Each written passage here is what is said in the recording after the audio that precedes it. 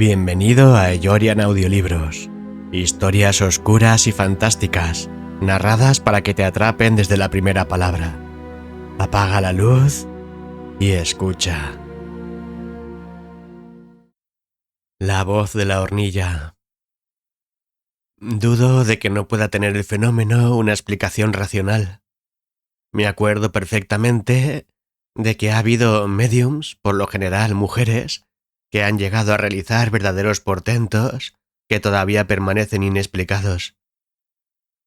Pero esto no quiere decir, ni mucho menos, que yo califique de medium a esa muchacha sin haberla sometido antes a un detenido estudio. Cabe la ventriloquía en una histérica, cabe lo que llamamos alucinaciones psicomotrices, y caben una porción de cosas patológicas que sin ver a la joven es imposible concretar.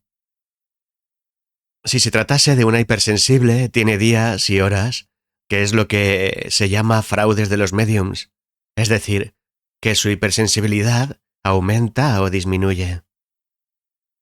Dr. Joaquín Riera, Premio Nobel Ramón y Cajal. 13 de noviembre de 1934. Una sonora carcajada rompió la paz de aquella fría noche de noviembre. ¿Provenía de la escalera? En ese caso debió de ser una carcajada sublime, pues ahora el joven Eduardo Moreno, con la manta subida hasta la nariz, oteaba sobresaltado en la oscuridad de su habitación, con los ojos abiertos como platos. Aún estaba confundido.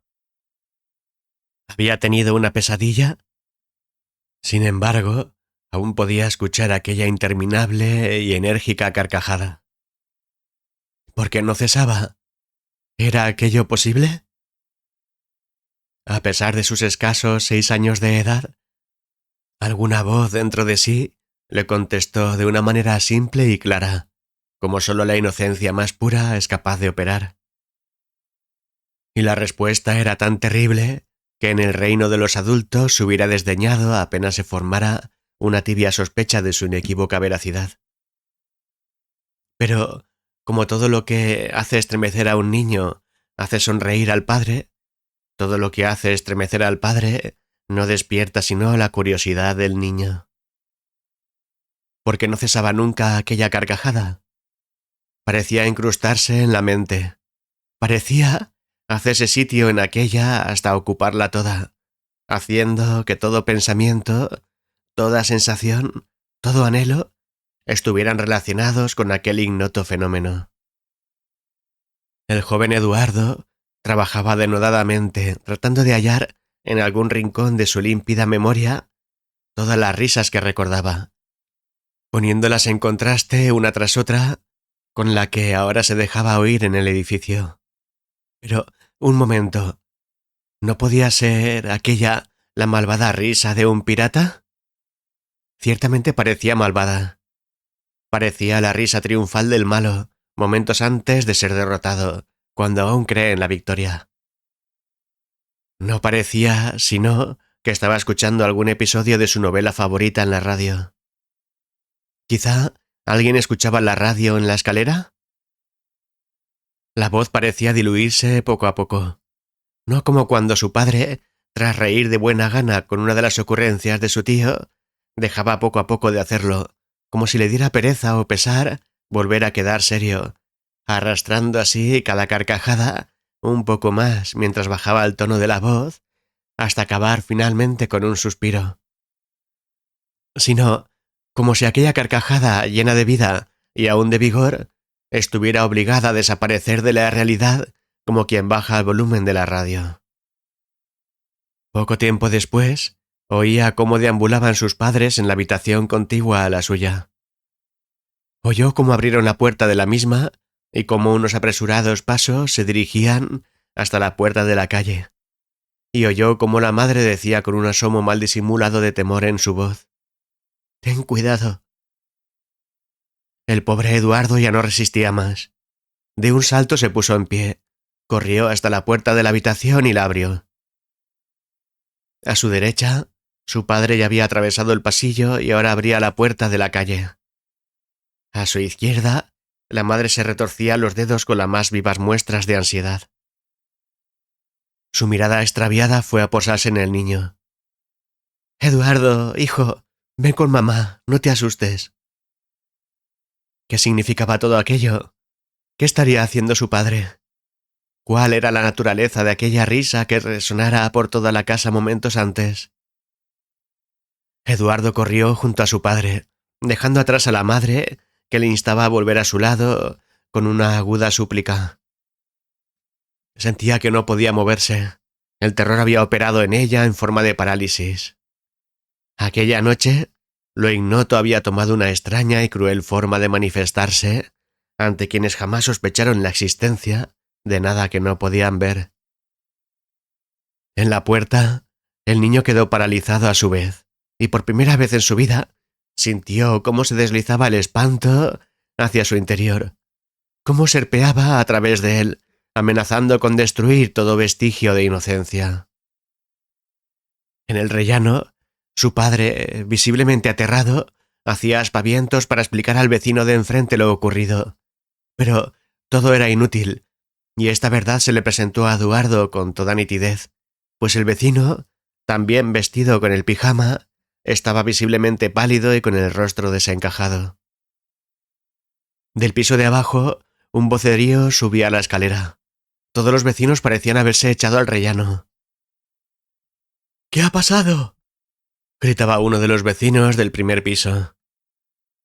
Parecía que todos aquellos adultos, aunque dándose ánimos unos a otros, estuvieran prontos a abandonar el edificio a la carrera, a la menor señal de que nuevamente se rasgara el tejido de la realidad. El padre de Eduardo, como atraído por la conmoción que sintiera a su espalda, se volvió y sorprendió a su hijo con una mirada de terror que jamás olvidaría. «Éntrate con tu madre». Y el niño recorrió de nuevo el pasillo a la carrera, se echó en brazos de la madre y lloró como nunca antes lo había hecho. ¿Hay terror más grande que el que crece en el corazón de un niño alimentado por el del padre?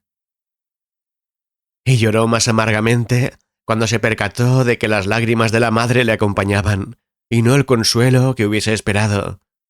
Por primera vez se sintió desprotegido. La puerta de la casa se cerró.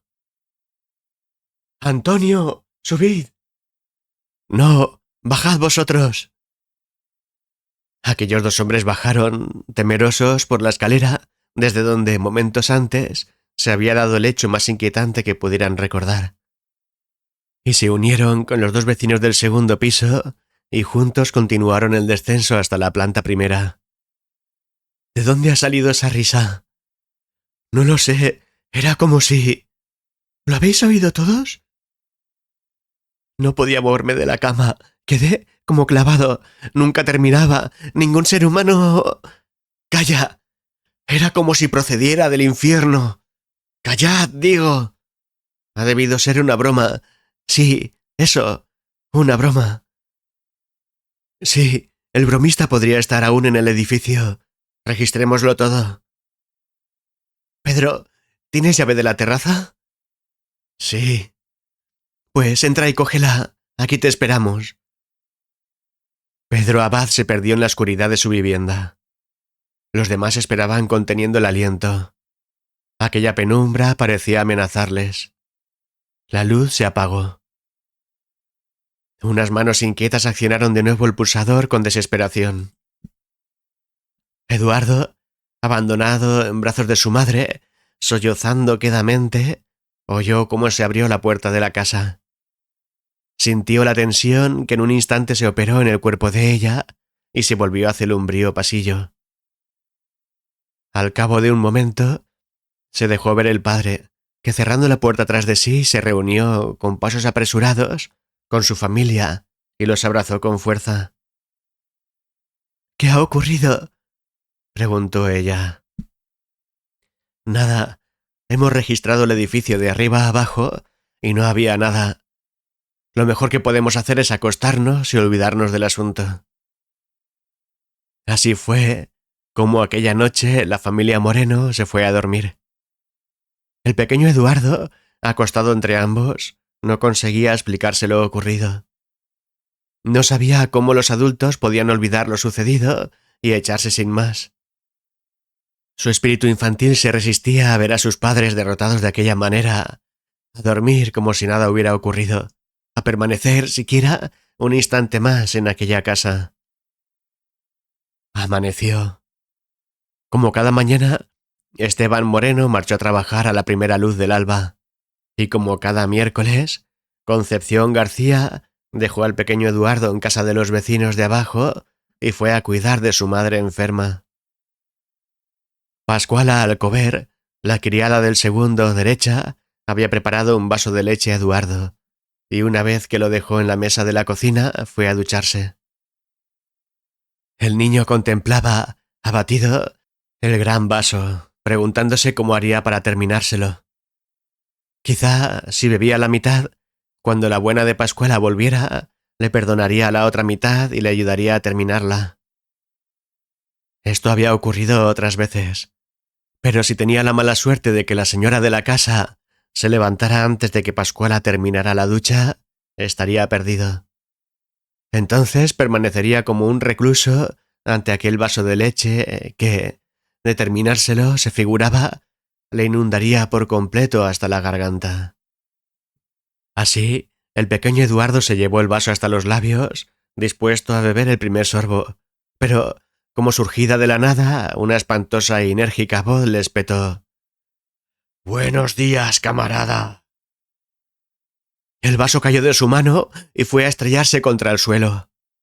Eduardo quedó inmóvil, incapaz de escapar de allí, de gritar, sin atreverse ni siquiera a respirar, y aquella espera le pareció interminable. Jamás se había sentido tan solo, tan abandonado. ¿Dónde estaba todo el mundo?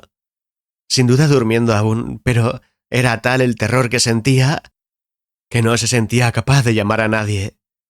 ¿Acaso no llegaría antes a él quien había proferido aquellas palabras que cualquier habitante de la casa? Pero, ¿de dónde habían surgido? Oyó un ruido tras de sí, en la puerta, y se volvió sobresaltado, pero su alarma se tornó en alivio cuando distinguió a Pascuala. Ella miraba con espanto los cristales disgregados por todo el suelo de la cocina y la leche derramada. Se volvió hacia Eduardo con una mirada de reproche, pero era tal la desesperación pintada en su cara que ella se conmovió y abrazándolo le dijo: «Pobre niño, anoche te llevaste un susto demasiado grande para una criatura tan pequeña». Él rompía a llorar entre sus brazos. Se había sentido desesperado, pero no contó lo ocurrido a nadie, pues lo que más le espantaba era el horror que aquel fenómeno producía entre los adultos. Los vecinos evitaban sacar a la luz el tema cuando se encontraban en la escalera, pero, aunque nadie lo hubiera admitido, un asomo de ansiedad asomaba en sus miradas.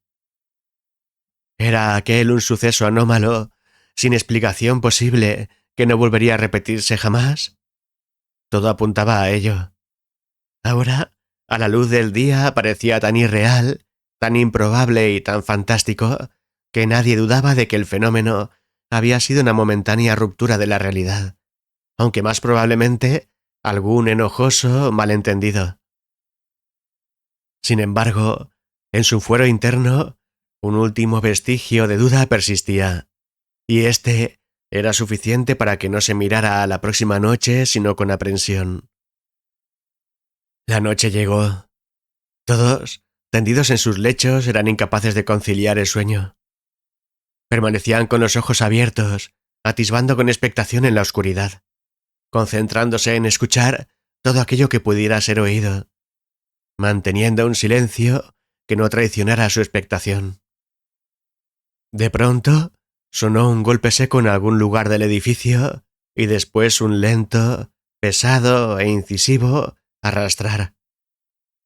Pero pronto cesó, de manera que nadie podría haber dicho si aquel ruido provenía de la escalera, de la terraza o de algún otro piso.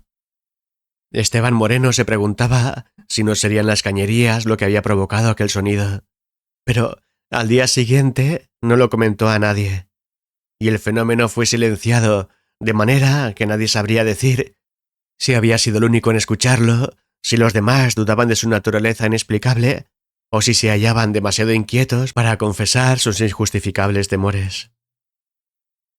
La siguiente noche, cada uno, concentrado y con los ojos clavados en el techo, se preguntaba si en la vecindad todos dormían o si alguien más compartía su inquietud.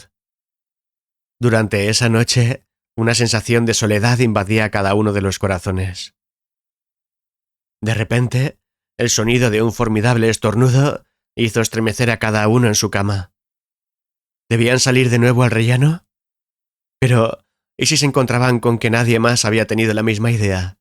¿Cómo enfrentarse a la oscuridad de la escalera? ¿Encendiendo la luz?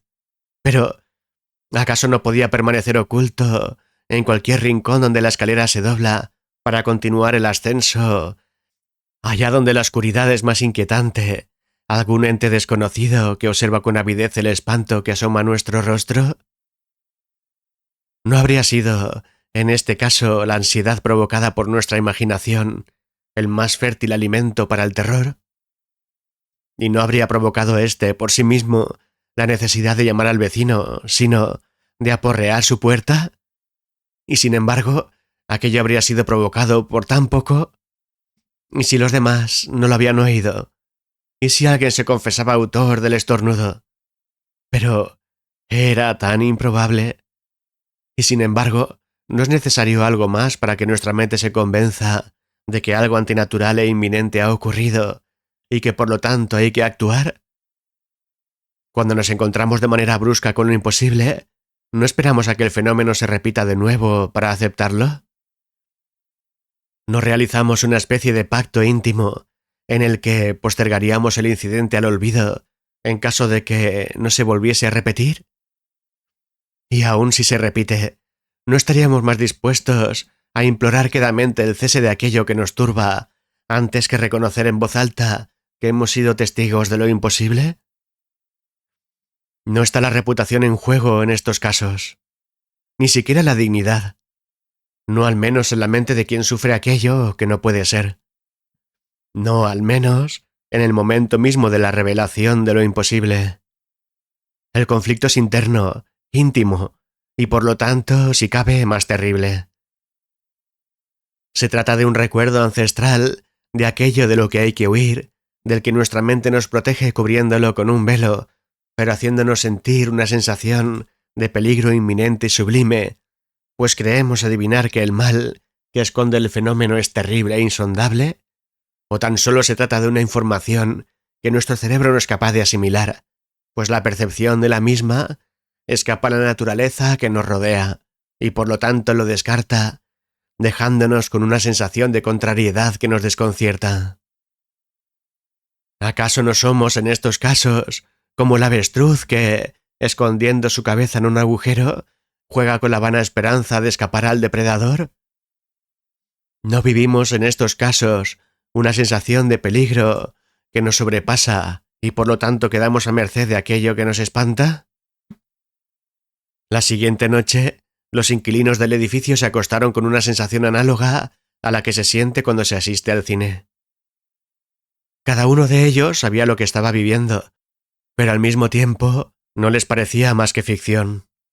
Algo que no les preocupaba durante el día, pero que al caer la noche les inquietaba hasta el extremo. Gracias por acompañarme en esta historia. ¿Quieres escucharla completa, con música y efectos? Te espero en eyorian.es. Allí encontrarás también contenido exclusivo. Las novelas para leer online, las bandas sonoras originales, tomas falsas, reflexiones y hasta psicofonías reales que capto mientras grabo. Nos vemos dentro.